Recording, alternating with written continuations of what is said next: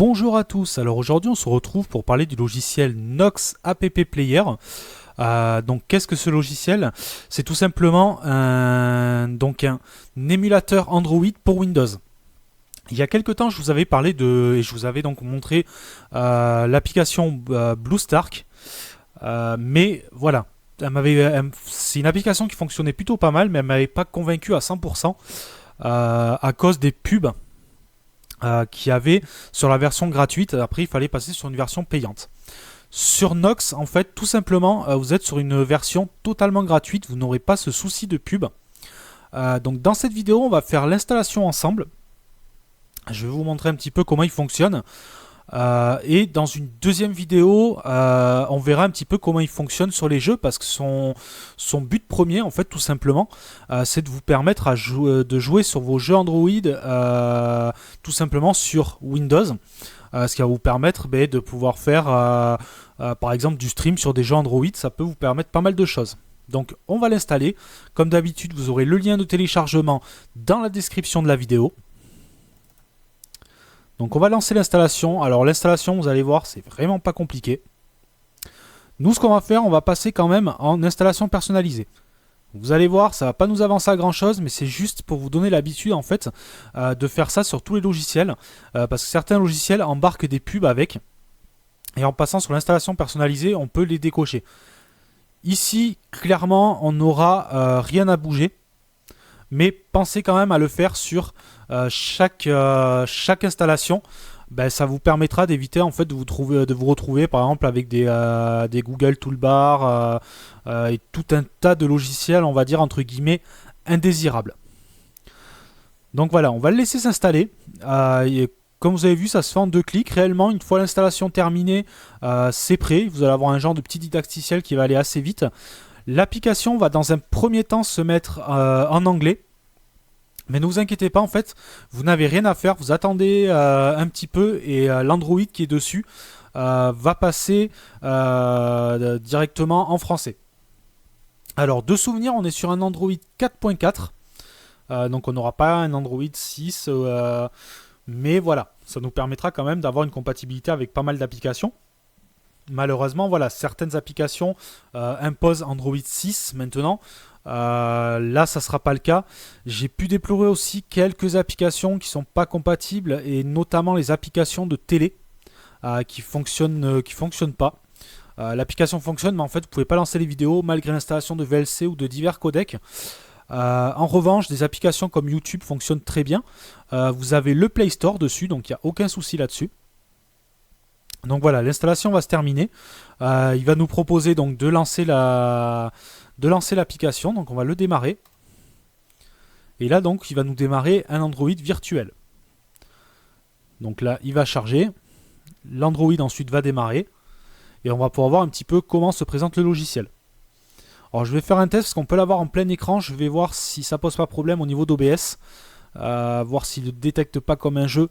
Que vous ne vous retrouviez pas avec l'écran noir.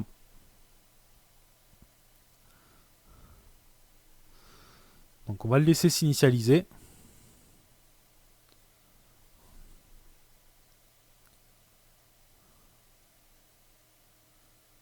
Voilà, là on se retrouve donc avec l'Android qui démarre. Ici on peut déjà apercevoir toutes les touches de commande. Alors là, comme vous le voyez pour le moment, donc il y en a déjà une partie qui sont traduites en français. Donc là, c'est un petit didacticiel, on va le passer. Et là, on va arriver tout simplement sur Android. Là, l'Android est en anglais, ne vous inquiétez pas. Vous attendez un petit moment, il va passer en français. Si on veut passer en plein écran, c'est CTRL 5. Donc là, je vais le faire, je vais voir si au niveau d'OBS, ça pose pas problème. Non, apparemment, il n'y a pas de souci. Donc la capture fonctionne. Donc on va commencer à regarder un petit peu au niveau des commandes. Donc ici, on a la fonction secouer. Ici, on a vous voyez, ça y est, il est passé en français. Ici, on a le contrôle clavier. Hop, capturer l'écran, vous pouvez faire un screenshot. Le service de localisation. Mon ordinateur, alors celui-là on regardera après, je ne sais pas si ça donne un accès au fichier local ou si ça fait partie de l'Android lui-même. Sortir du plein écran, sinon vous faites CTRL 5. Le volume, ça c'est pour ajouter des fichiers APK. Mais bon, quand on a le Play Store, à la rigueur, vous n'allez pas être trop embêté. Réamorcer Android, donc pour le redémarrer. L'assistant d'opération. L'enregistrement vidéo, vous pouvez faire une capture vidéo aussi. Donc, comme je vous ai dit tout à l'heure, si vous voulez faire tout simplement du stream sur des jeux Android, vous pouvez sans aucun problème. Ici, donc le multi-lanceur. La configuration manette, parce que vous allez pouvoir vous servir de votre téléphone donc votre téléphone Android comme manette pour l'Android donc qui est émulé sur le PC. Le contrôle à deux doigts. Hop là. Alors, je suis désolé, je galère un peu parce que comme j'ai mon deuxième écran en fait qui est de l'autre côté, il a du mal à détecter la souris. Ici le menu. Vous pourrez rajouter donc des raccourcis. Hein, et en bas vous allez retrouver les trois touches Android. On va juste checker le menu ordinateur.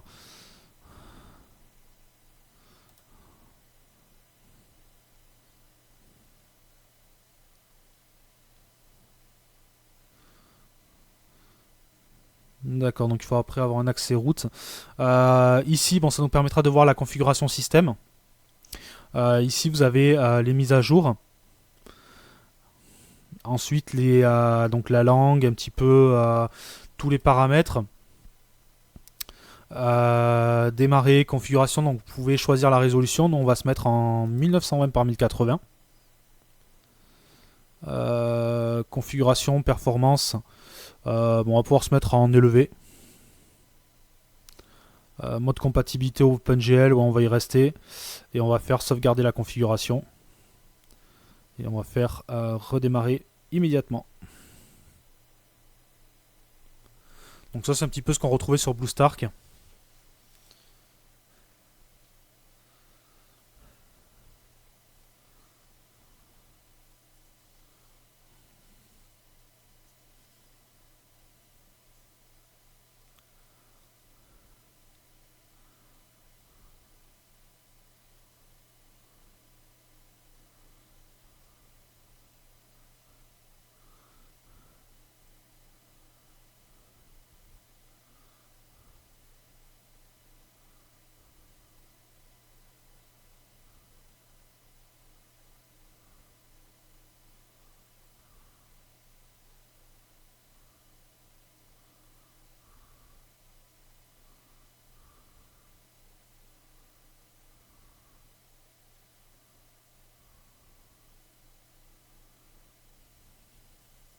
Voilà, donc là il a démarré avec les nouveaux paramètres. Pareil, CTRL 5. Et donc voilà. Alors par contre, j'ai pas vu de menu. Enfin de menu d'application. Alors hop. Il me semble que même si je passe par la touche menu. Ouais, apparemment. Donc en fait que voilà. Donc j'ai pas vu de menu d'application, mais bon, automatiquement, elles se mettent toutes sur la page d'accueil, donc il n'y a pas de souci. De base, donc on aura un navigateur Google, donc le Google Play Store et Play Jeux qui est déjà préinstallé, contact, appareil photo, ça va tout simplement marcher avec la webcam de votre PC.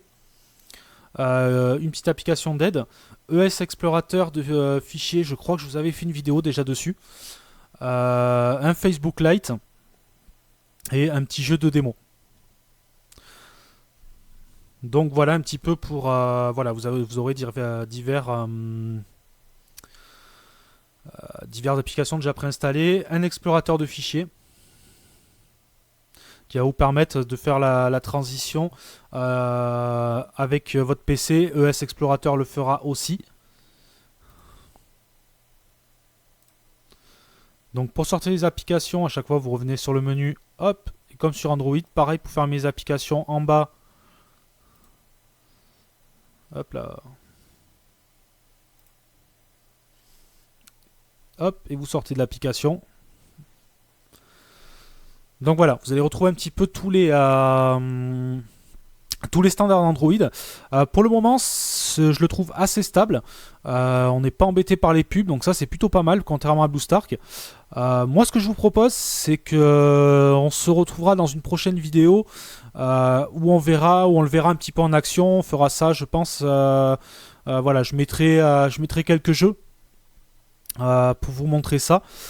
Et donc voilà. Allez, sur ce, donc si vous avez des questions comme d'habitude, n'hésitez pas dans les commentaires.